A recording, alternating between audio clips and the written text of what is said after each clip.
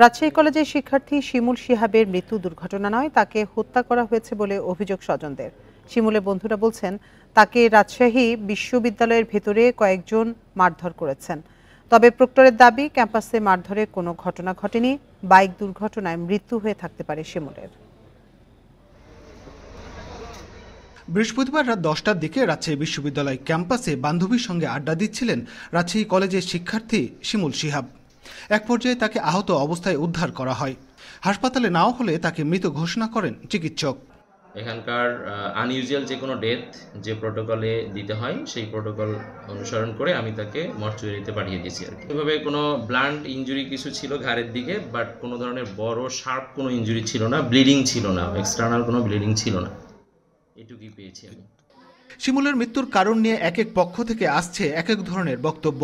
বন্ধুরা জানিয়েছেন, প্রক্টরের টহল গাড়ি দেখে দ্রুত পালানোর চেষ্টা করছিলেন শিমুল। এ সময় কয়েকজন তরুণ তাকে ধাওয়া ও মারধর করে। তবে ঘটনাটি দুর্ঘটনা নয়, হত্যাকাণ্ড বলেই মনে করছে তার পরিবার।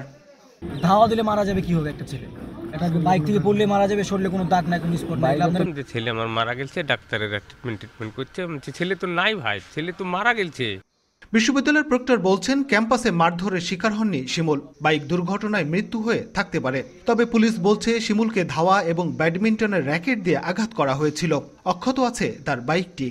প্রক্টরের গাড়িতে পেছন ছিল, ওরা আবার শুনে এরা দ্রুত আগায় যাইছে। কি হলো, গিয়ে দেখে যে ছেলেটা এবং পড়ে গিয়ে অজ্ঞান হয়ে গেছে। বিশেষ করে বাহির থেকে কেউ হয়তো এরকম বলারও চেষ্টা করছে যে ছেলেরা পিটিয়ে মেরেছে, চোর সন্দেহ, কিন্তু এরকম কোন সত্যতা আমি পাইনি। ডক্টর বলেই ছাত্ররা যে সন্দেহজনক দেখে ধাওয়া করে, করলে তাদের বলে যে এখানে আর বেশিক্ষণ থাকা যাবে না বলে মেয়েদেরকে নিয়ে তার মনে ছিল সে দ্রুত গতিতে যাইতে থাকে। তখন পিছন দিক দিয়ে তারা ধর করলে আশেপাশে যারা ব্যাডমিন্টন খেলছিল ছাত্ররা, তারাও মানে ধরপড়ের মতো করে দিকটা, তখন সে আরো ভয় পেয়ে যায়।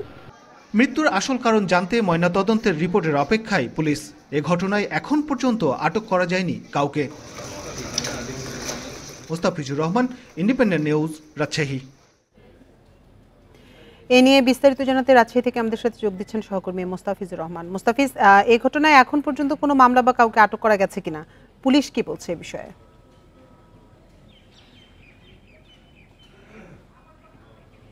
দেখুন, এই ঘটনার পর থেকে দুপুর 2টার পরে আমরা যতটুকু জানি যে সেটি ময়না তদন্ত হয়েছে, সম্পূর্ণ হওয়ার পরে মৃতদেহ পরিবারের কাছে হস্তান্তর করা হয়েছে। এবং এরপরে আমরা যতটুকু জানতে পেরেছি যে শিমুলের যে বান্ধবী ছিল, যেটি পুলিশের হেফাজতে ছিল, তিনি কিন্তু দুপুর নাগাদ একটি তার বক্তব্য, অর্থাৎ পুলিশকে তার স্বীকারোক্তিমূলক জবানবন্দি দিয়েছেন। এবং তিনি সেখানে স্পষ্টভাবে বলেছিলেন যে গতকাল রাতে তিনি তার বন্ধুকে নিয়ে যখন এখান থেকে যাচ্ছিলেন, সে সময় পেছন থেকে কয়েকজন যে ধাওয়া করেছিল, তাদের মধ্যে থেকে কেউ বা কারা তারা কিন্তু যে ব্যাডমিন্টনের যে র্যাকেট আছে, সেটি দিয়ে র্যাকেটের যে পেছনের শক্ত অংশ, সেটি দিয়ে কিন্তু তার বন্ধুকে মেরেছিল। এবং সেই সময় তিনি জ্ঞান হারিয়ে মাটিতে পড়ে যান। এরপরে কিন্তু বিশ্ববিদ্যালয়ের প্রক্টরিয়াল বডির যে সদস্যরা ছিল, তারা কিন্তু তাকে নিয়ে গিয়েছিল প্রথমে রাজশাহী বিশ্ববিদ্যালয়ের যে হাসপাতাল রয়েছে সেখানে নিয়ে যাওয়া হয়েছিল। এবং তারপরে তারা অবস্থার অবনতি দেখে তারা কিন্তু রাজশাহী মেডিকেল কলেজ হাসপাতালে নিয়ে যাওয়া হয় এবং সেখানে কর্তব্যরত চিকিৎসক মৃত বলে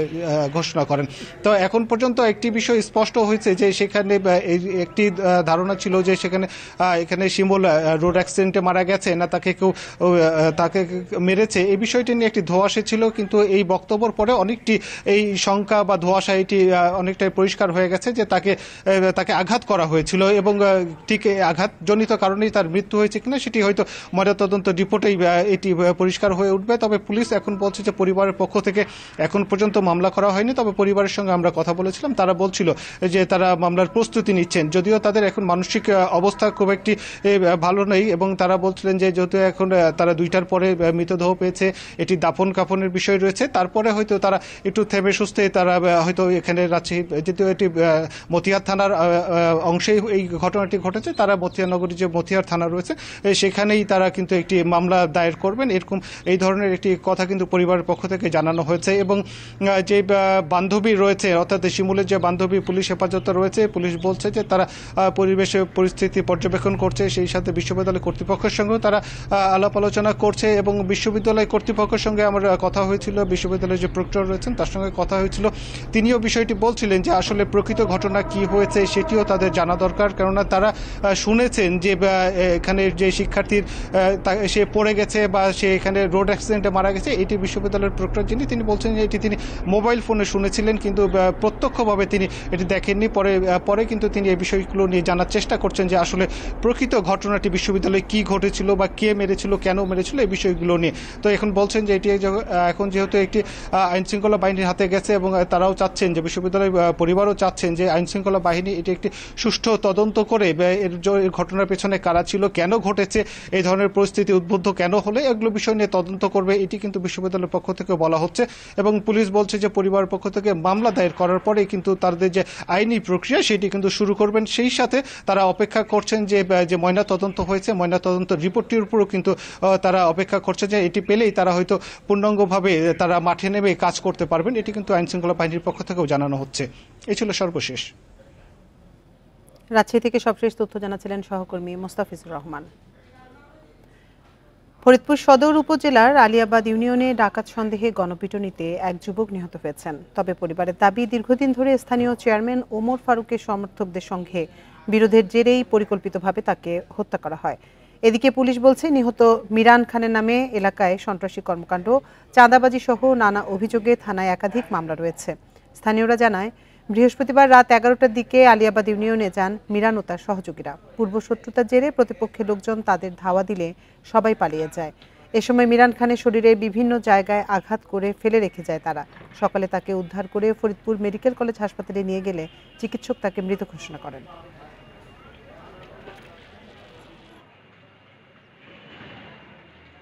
তার সাথে আরও কিছু সহযোগী লোকজন নিয়ে হানা দিছিল হচ্ছে ওই গুচ্ছ গ্রামে। তখন গুচ্ছ গ্রামের লোকজন, আশেপাশের লোকজন মাইকিং করে চোর বা ডাকাত সন্দেহে তাদেরকে ধাওয়া করে। বাকি লোকজন চলে গেলেও তার সহযোগীরা মিরান যে নাম, যে রিজিস্ট, একে তারা ধরে ফেলে। দিনাজপুরে বিরল সীমান্ত থেকে এক কৃষককে ধরে নিয়ে গেছে ভারতীয় সীমান্তরক্ষী বাহিনী বিএসএফ। এ ঘটনায় বিএসএফ এর সাথে পতাকা বৈঠক করছে বিজিবি। সকাল 10টার দিকে উপজেলার দীপনগর সীমান্তে ঘটনা ঘটে। স্থানীয়রা জানান, সকালে জমিতে ধান খেতে কাজ করছিলেন কৃষক রাজু। এ সময় ভারত থেকে অবৈধভাবে কিছু লোক ওই সীমান্ত দিয়ে বাংলাদেশে ঢোকার চেষ্টা করে। বিএসএফ তাদের ধাওয়া করে এপারে এসে কাউকে না পেয়ে রাজুকে ধরে নিয়ে যায়।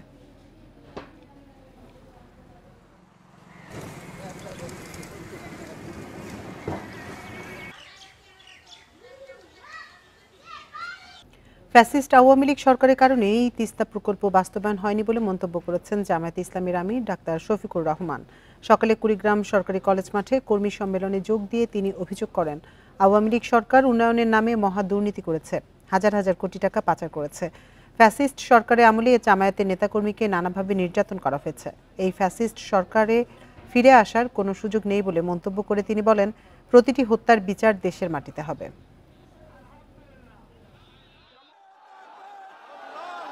এখানে তিস্তা প্রকল্প মহাপরিকল্পনা বাস্তবায়ন হওয়ার কথা, কার ইঙ্গিতে ইশারা এটা এখনো বন্ধ হয়ে আছে? কেন কাজ এখনো শুরু হলো না? বাংলাদেশের জনগণ অবশ্যই তা জানার অধিকার রাখে। ফ্যাসিস্ট সরকারের কারণে এটা হয় নাই। যদি সেই প্রকল্প বাস্তবায়ন হয় তাহলে বর্ষা আসলেই আমাদের বুক আর দূর দূর করে কাঁপবে না। 2 বছরের মধ্যে সারা দেশে 100টি নতুন গ্যাস কূপ খনন করা হবে। এছাড়া পুরনো 31টি গ্যাস কূপ সংস্কারের উদ্যোগ নিয়েছে সরকার। এমন তথ্য জানিয়েছেন জ্বালানি ও খনিজ সম্পদ সচিব মোহাম্মদ সাইফুল ইসলাম। দুপুরে জামালপুর এক অনুসন্ধান কূপ খনন প্রকল্পের উদ্বোধন শেষে তিনি জানান, মজুদের স্থান স্বল্পতা থাকায় বৃহৎ আকারে গ্যাস আমদানি সম্ভব হচ্ছে না, তাই মজুদ সক্ষমতা বাড়াতে করছে সরকার। তবে আগামী অন্তত 10 বছর নতুন আবাসিক সংযোগ দেয়া সম্ভব হবে না বলে মন্তব্য করেন তিনি। মাদারগঞ্জের তারতাপাড়া গ্রামের জামালপুর এক অনুসন্ধান কূপ প্রকল্পের ব্যয় ধরা হয়েছে 168 কোটি টাকা। এখানে গ্যাস পাওয়া গেলে তা যমুনা সার কারখানায় সরবরাহ করার কথা রয়েছে। আমরা এবারে পরিকল্পনা নিয়েছি যে আগামী 2 বছরের মধ্যে আমরা আরো 100 কূপ খনন করব। আর আমরা এই আগামী 2 বছরে 31টি করবো আমরা ওয়াক ওভার, অর্থাৎ যে পুরনো কূপগুলি সেটাকে আরো নতুন করে আবার আমরা ওয়াক ওভার করবো, সংস্কার করব যাতে গ্যাসের ফ্লো বাড়ে। শনিবার থেকে বাড়বে শীতের তীব্রতা, পাশাপাশি পঞ্চগড় ও সিরাজগঞ্জে বইছে মৃদু শৈত্যপ্রবাহ। বুধবারের পর পরিস্থিতির উন্নতি হবে জানিয়ে আবহাওয়া অফিস বলছে এটি হবে মৌসুমের শেষ শৈত্যপ্রবাহ। এদিকে সকালে সর্বনিম্ন তাপমাত্রা 9.6 ডিগ্রি রেকর্ড হয়েছে সিরাজগঞ্জের বাঘাবাড়িতে। ঘন কুয়াশার চাদরে ঢাকা রাজধানী সহ দেশের উত্তরাঞ্চল। শুক্রবার সকাল 10টায়ও মেলেনি সূর্যের দেখা। হিমেল হাওয়ায় শীতের তীব্রতা বেড়েছে আরও। এ সময় পঞ্চগড়ের তাপমাত্রা ছিল 10 ডিগ্রি সেলসিয়াস। তবে সর্বনিম্নের রেকর্ড সিরাজগঞ্জের বাঘাবাড়িতে 9.6 ডিগ্রি। হাত পা টাটে যাচ্ছে একবারে, খুবই ঠান্ডা পড়ছে, খুব ফ্যানটা চালানো খুবই সমস্যা খুব আমাদের। যতটুকু সময় আগুন তাপালাম অতটুকু ভালো, তারপরে যে কি সেই বয়স্ক মানুষ লড়তে হতে পারছে না, ঠান্ডা, ছোট বাচ্চারা বেরোতে পারছে না, ঠান্ডা সর্দি কাশ। ঢাকাতে সর্বনিম্ন তাপমাত্রা রেকর্ড হয় 13 ডিগ্রি সেলসিয়াসের মতো। আবহাওয়া অফিস বলছে শনিবার থেকে কুয়াশা কমলেও বাড়বে শীতের প্রকোপ। কুয়াশাটা অনেকটা কমে আসবে, কুয়াশাটা কমে টেম্পারেচারটা আরও একটু ফল করার সম্ভাবনা রয়েছে। তো ফল করলে এটা 28 তারিখ পর্যন্ত এটা এরকমই ফলিং কন্ডিশন থাকবে। এরপর 28 তারিখের থেকেই আমাদের টেম্পারেচার অনেক রাইজ করার সম্ভাবনা রয়েছে এবং এরপর আমরা যে 10 দিনের পূর্বাভাস বলি 10 দিনের মধ্যে আর 28 তারিখের পর আর টেম্পারেচার ফল করার কোনো সম্ভাবনা দেখা যাচ্ছে না। এটি মৌসুমের শেষ শৈত্যপ্রবাহ জানিয়ে বুধবার থেকে তাপমাত্রা বাড়ার আভাসও দিয়েছে আবহাওয়া অফিস। নুরসেলিনা শিউলি, ইন্ডিপেন্ডেন্ট নিউজ, ঢাকা। চট্টগ্রাম ও নাটোরে সড়ক দুর্ঘটনায় 4 জন নিহত হয়েছেন, আহত হয়েছেন 12 জন। শুক্রবার সকালে এসব দুর্ঘটনা ঘটে। সকাল 7টার দিকে বাসে করে চট্টগ্রাম যাচ্ছিল নারায়ণগঞ্জ তোলারাম কলেজের একদল শিক্ষার্থী। মিরসরাইয়ের মিঠাছড়া এলাকায় বাসটির ধাক্কায় এক পথচারী নিহত হন। এছাড়া সকাল 8টার দিকে বাকুলিয়া শাহ আমানত সেতু এলাকায় বাস ও কাভার্ড ভ্যানের সংঘর্ষে একজন নিহত হন। এদিকে নাটোরে গুরুদাসপুরে 2টি সড়ক দুর্ঘটনায় 2 জন নিহত হয়েছেন। এ সময় আহত হয়েছে অন্তত 7 জন। খাগড়াছড়ির মানিকছড়িতে পিকনিক বাস ও ট্রাকের সংঘর্ষে বাসে থাকা অন্তত 17 জন আহত হয়েছেন। ঘন কুয়াশায় ঢাকা মাওয়া এক্সপ্রেসওয়ের ধলেশ্বরী টোল প্লাজা এলাকায় 3টি সড়ক দুর্ঘটনায় আহত হয়েছেন 6 জন। দুর্ঘটনায় ক্ষতিগ্রস্ত হয়েছে 7টি যানবাহন।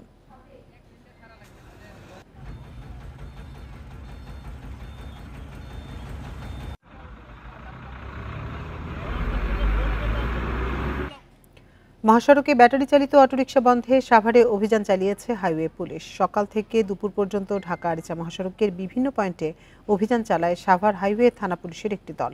পুলিশ জানায় মহাসড়কে শৃঙ্খলা ফেরাতে অটোরিকশা চলাচল বন্ধে অভিযান শুরু হয়েছে।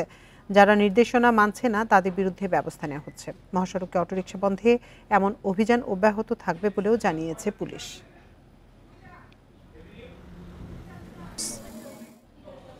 বেতন কাঠামো 13তম গ্রেড থেকে 10ম গ্রেডে উন্নীত করার দাবিতে রাজধানীর শাহবাগ মোড় অবরোধ করেছেন সরকারি প্রাথমিক বিদ্যালয়ের সহকারী শিক্ষকরা। এ নিয়ে বিস্তারিত জানাতে আমাদের সাথে যোগ দিচ্ছেন সহকর্মী আনোয়ার সাদাত নূর। আনোয়ার সাদাত, আমরা কিছুক্ষণ আগে দেখেছি যে তারা কেন্দ্রীয় শহীদ মিনারে সমাবেশ করেছেন। হঠাৎ করে সড়ক অবরোধ করার কারণ হিসেবে তারা কি বলছেন, আর সড়কের পরিস্থিতি কেমন দেখছেন, যদিও আজকে শুক্রবার?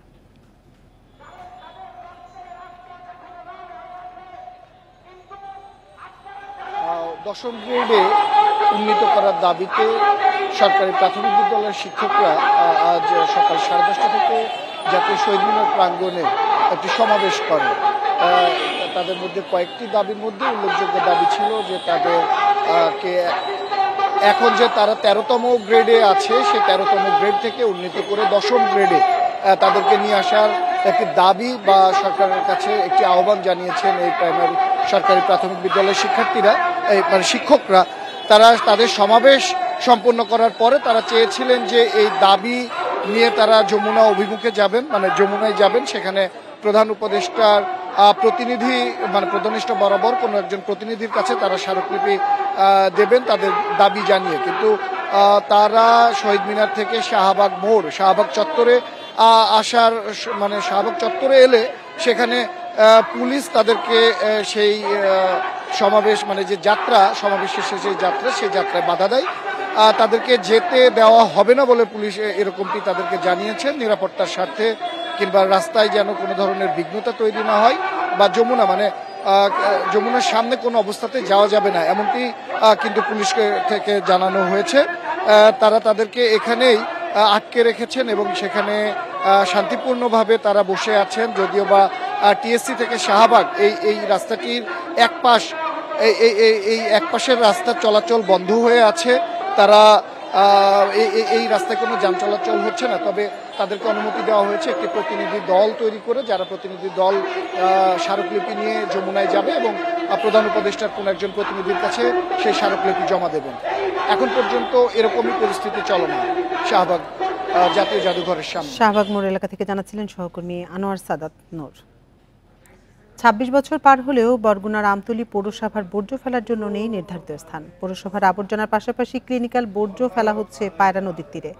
এতে দূষিত হচ্ছে নদীর পানি। ময়লাযুক্ত পানি ব্যবহারে চর্ম, ডায়রিয়া সহ বিভিন্ন রোগে আক্রান্ত হচ্ছে নদীপাড়ের মানুষ। নির্ধারিত স্থান না থাকায় এভাবে বরগুনার আমতলী পৌরসভার ময়লা আবর্জনা ফেলা হচ্ছে পায়রা নদীর তীরে। এমনকি ক্লিনিক্যাল বর্জ্য পড়ছে নদীতে। এসব বর্জ্য জোয়ারের পানিতে ভেসে যাচ্ছে নদীতে। দূষিত হচ্ছে নদীর পানি, বাধাগ্রস্ত হচ্ছে মৎস্য উৎপাদন।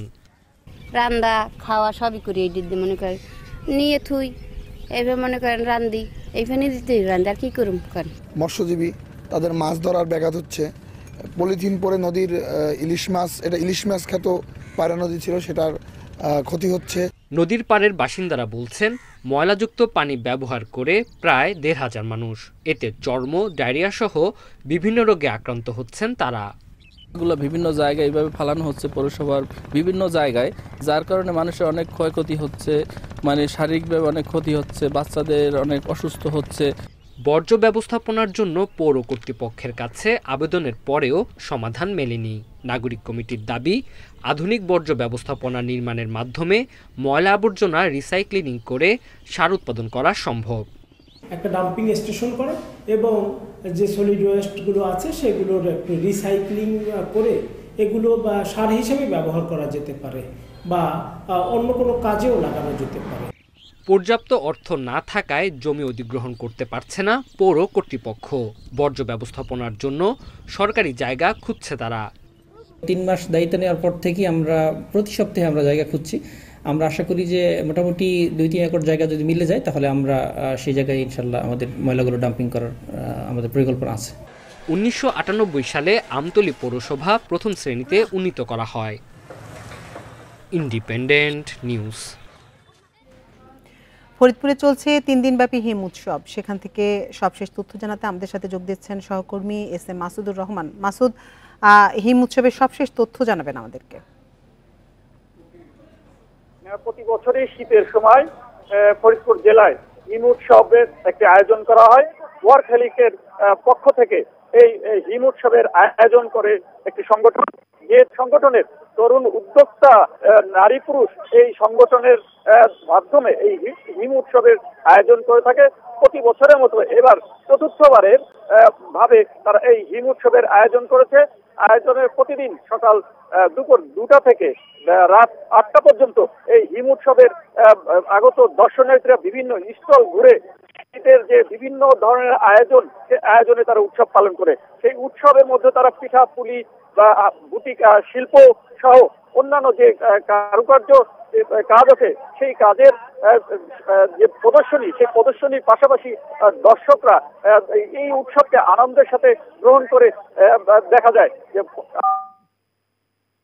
যাচ্ছে যে এই শহরের অম্বিকা ময়দানের যে মাঠে যে হিম উৎসবের আয়োজন করা হচ্ছে, সেই আয়োজনে প্রচুর দর্শনার্থী এসেছে। ছোট থেকে বৃদ্ধ সকলে এই শীতের আমেজকে একটি উৎসবের রূপ দেওয়ার জন্য যেন সবাই আনন্দের সাথে এই উৎসবে অংশগ্রহণ করেছে।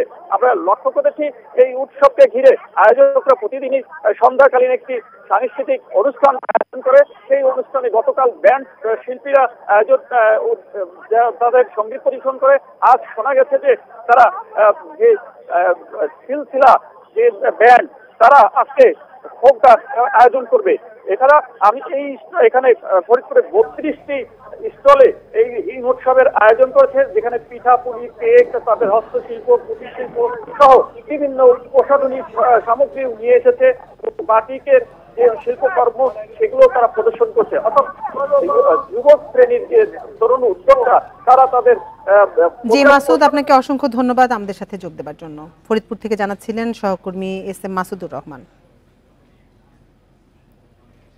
চাঁদপুরে নারী পুরুষের অংশগ্রহণে অনুষ্ঠিত হয়েছে তারুণ্যের ম্যারাথন প্রতিযোগিতা। সকাল ৮টায় উপজেলা কমপ্লেক্স প্রাঙ্গণে বেলুন উড়িয়ে ও ফিতা কেটে প্রতিযোগিতার উদ্বোধন করা হয়। উপজেলা প্রশাসনের উদ্যোগে আয়োজিত এই প্রতিযোগিতায় ৬ শতাধিক নারী পুরুষ অংশ নেন। প্রতিযোগিতা ১২ কিলোমিটার ম্যারাথনের জন্য উপজেলা কমপ্লেক্স প্রাঙ্গণ থেকে আয়নাতলী বাজার হয়ে সূচিপাড়া ব্রিজ সংলগ্ন ওয়াকওয়ে প্রবেশ করেন। বিজয়ী ৫০ পুরুষ ও ১৫ নারীকে বিভিন্ন ক্যাটাগরিতে নগদ অর্থ, সম্মাননা স্মারক ও সনদপত্র প্রদান করা হয়। ম্যারাথনের পর সাংস্কৃতিক অনুষ্ঠানে অংশ নেন প্রতিযোগিতা।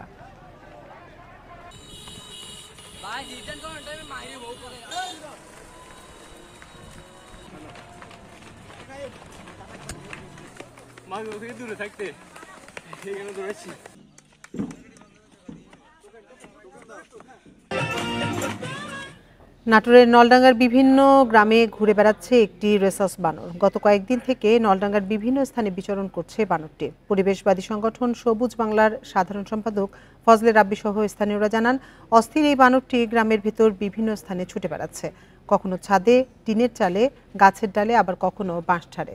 কয়েকদিন ধরে এভাবেই বিচরণ করছে বানরটি। আর বানরটিকে দেখছে উৎসুক শিশু, কিশোর থেকে শুরু করে সকল বয়সী মানুষ। আবার অনেকে শখ করে খাবারও দিচ্ছেন বানরটিকে। এটি একটি দলছুট রেসাস বানর। কোনো কারণে হয়তো সে দল থেকে বিতাড়িত হয়ে লোকালয়ে চলে এসেছে বলে ধারণা পরিবেশবাদী সংগঠনের।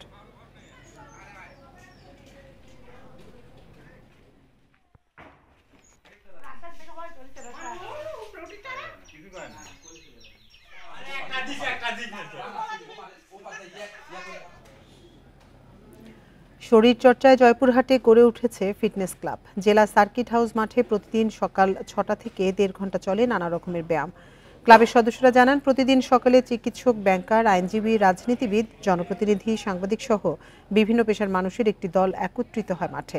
চলে বিভিন্ন ধরনের শরীরচর্চা, আর এজন্য রয়েছে প্রশিক্ষকও। তারা বলছেন, নিয়মিত শরীরচর্চায় মানুষের শরীর ও মনকে চাঙ্গা রাখে। এমন ক্লাবের পরিধি পুরো জেলায় ছড়িয়ে দেওয়ার আশা তাদের। জেলা প্রশাসক জানান, এমন উদ্যোগে করা হবে সহযোগিতা।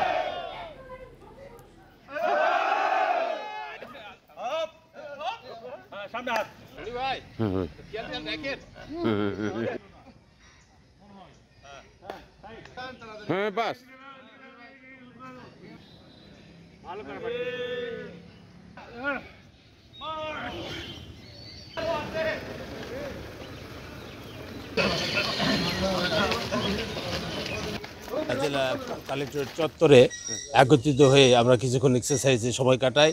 এর মাধ্যমে আমরা একটি সুস্থ জীবন করতে চাই। বিভিন্ন প্রকার ব্যায়াম, শারীরিক যে কুচকাওয়াজ, এগুলো করে যেন শরীরটা যেন ভালো থাকে, এই জন্য আমরা আর কি এই ফিটনেস ক্লাবটা তৈরি করছি। আমাদের আরও পরিকল্পনা আছে তাদের চাহিদা মোতাবেক আরও কয়েকটি ইনস্ট্রুমেন্ট সংযোজন করা, প্লাস বিভিন্ন আমাদের এই খোলা মাঠের আশেপাশে যে জায়গাগুলি আছে সেগুলিকে ওয়াকওয়ে তৈরি করে দেওয়া, যেন মানুষ যাদের হাঁটার অভ্যাস আছে বা যাদের হাঁটার প্রয়োজন আছে তারা যেন তাদের প্রয়োজন অনুসারে হাঁটতে পারে। আর এই ছিল সমগ্র বাংলাদেশের আজকের আয়োজনে। ইন্ডিপেন্ডেন্ট টেলিভিশনের সব খবরের বিস্তারিত জানতে চোখ রাখুন ফেসবুক, ইউটিউব এবং এক্সে। এতক্ষণ সাথে থাকার জন্য ধন্যবাদ সবাইকে।